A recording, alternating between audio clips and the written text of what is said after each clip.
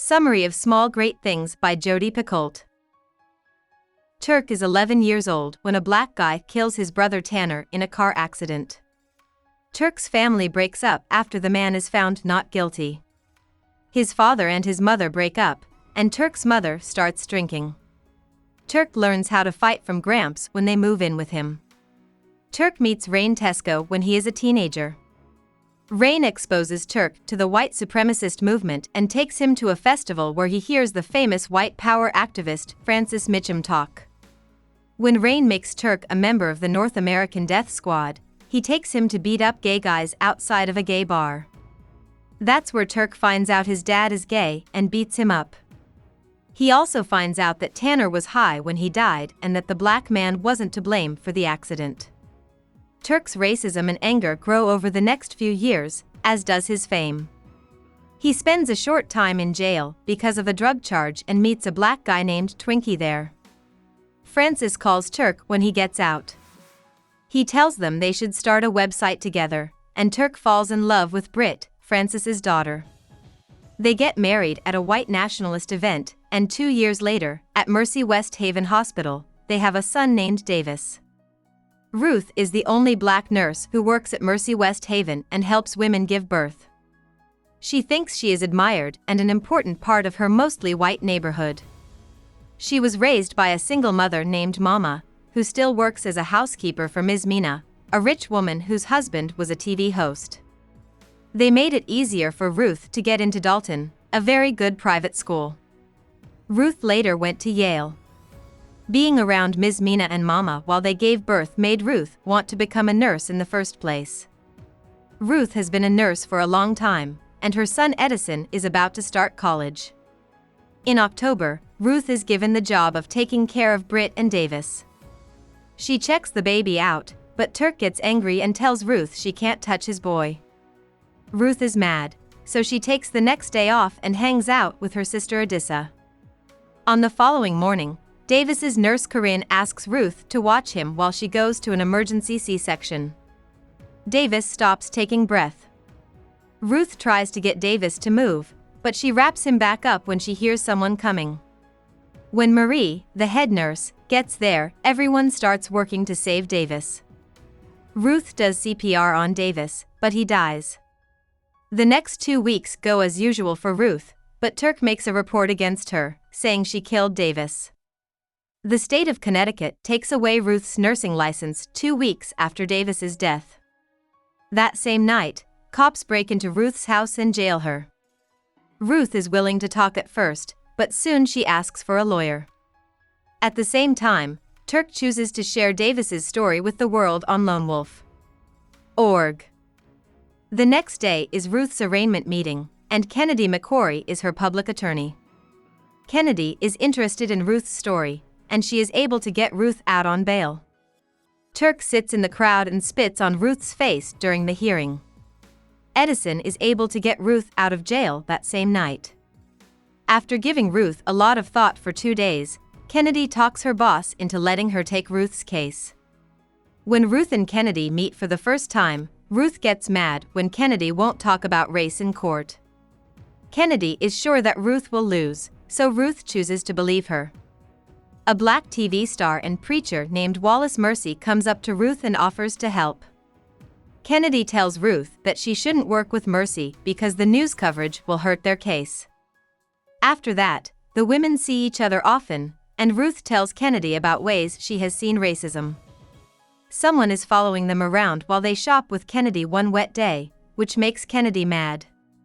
Ruth gets a job at McDonald's after Adissa helps her apply for government aid. Edison feels bad about this, so he starts acting out at school.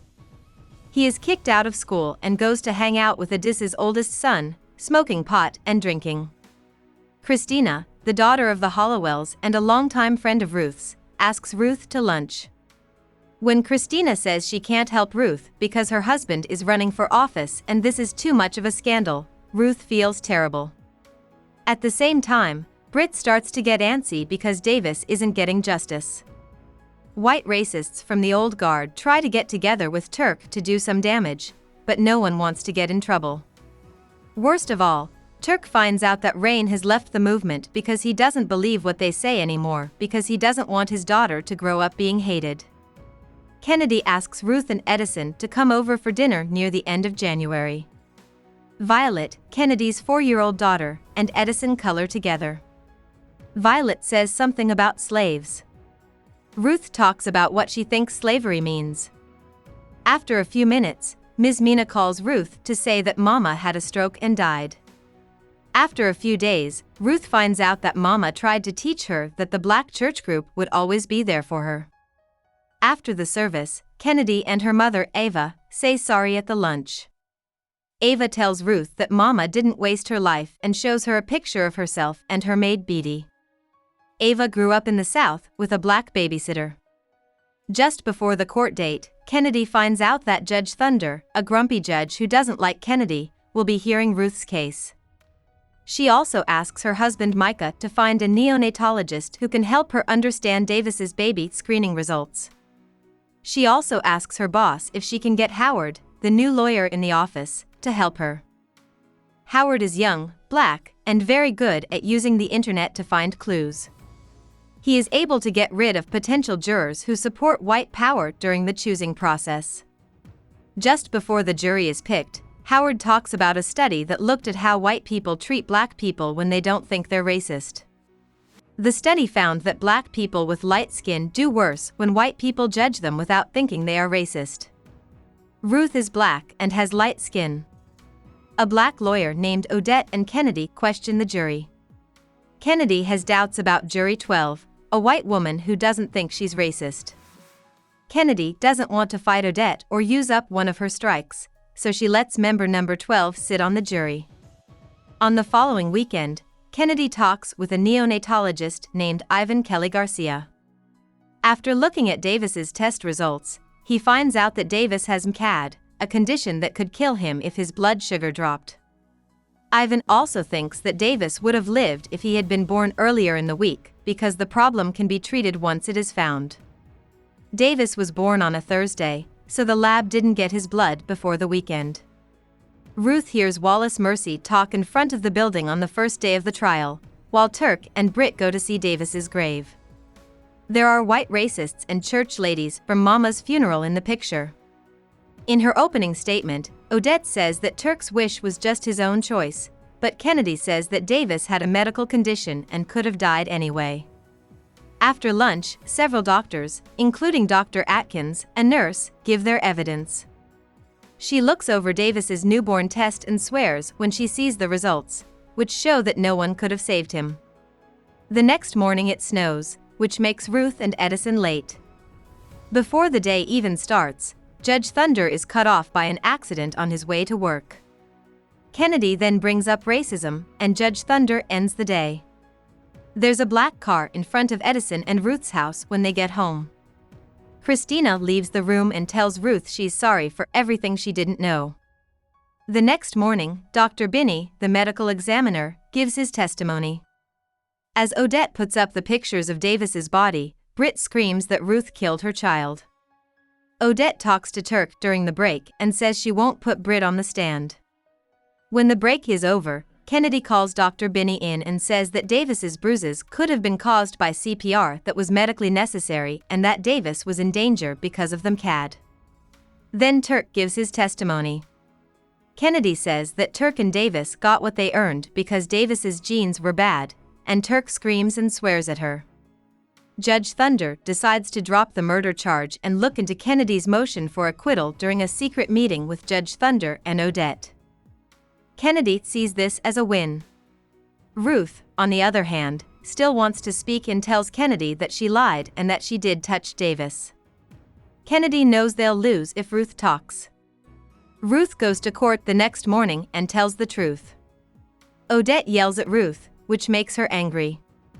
Ruth loses it and says that Davis would have been better off dead than being raised by Turk. Kennedy is mad, but Ruth feels like she can finally speak up. Ruth tells Kennedy this and then fires her. Kennedy goes for a walk through a poor black area when she gets home to feel what Ruth feels. She ends up at Micah's workplace, a hospital. If she were braver, she would talk about race and make things better. Edison stays out late that night. Police catch him at 2 a.m. for a felony hate crime. Edison spray-painted a swastika on the hospital to try to blame Turk. Kennedy finds out when he goes to get Edison out of jail. Kennedy stays up all night to clean her home office. She looks over Davis's test results again and calls Wallace Mercy when she sees that he is a carrier for sickle cell anemia. Kennedy talks about how racism works in ways that white people can't see during the final points. During her final arguments, Odette said that Ruth didn't do her job. After the arguments, she told Ruth that she was dropping Edison's case. Ruth sees Wallace Mercy and a black woman walk up to Turk and Britt as everyone leaves the courtroom. The woman says she's Britt's mom.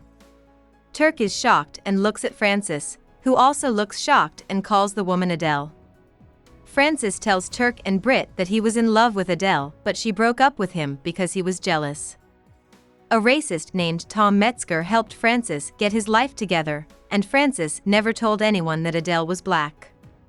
Britt is found at Davis's grave, cutting her arms and attempting to draw blood from her mother. Turkey tries to figure out how to love his wife and son, who are part black, while she is in the hospital. He used to hate black people. After 6 years, Turk and his daughter Karis are at the doctor's office. He says that Britt killed himself while asking for divorce, and that he has changed his mind and married Deborah again since then. He stays at home with his kids and talks for the Anti-Defamation League about what he's been through. Turk knows the nurse is Ruth when she walks in. Karis has strep throat, she says, and Turk thanks her as she leaves the room. He cannot confirm whether or not she recognizes him. About the author. Jodi Picoult was born on Long Island. She wrote her first story when she was 5 years old. In 1987, she got a BA in creative writing from Princeton. She then went to Harvard and got a master's in teaching. Sons of the Humpback Whale, her first book, came out in 1992. Since then, she has put out 24 more books.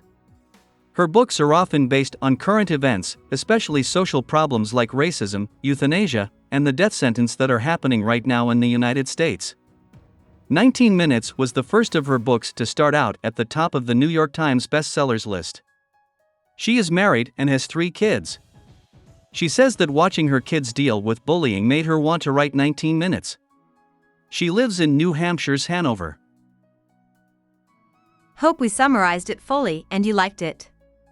Please hit the like button and subscribe to our channel so that we are motivated to create more videos.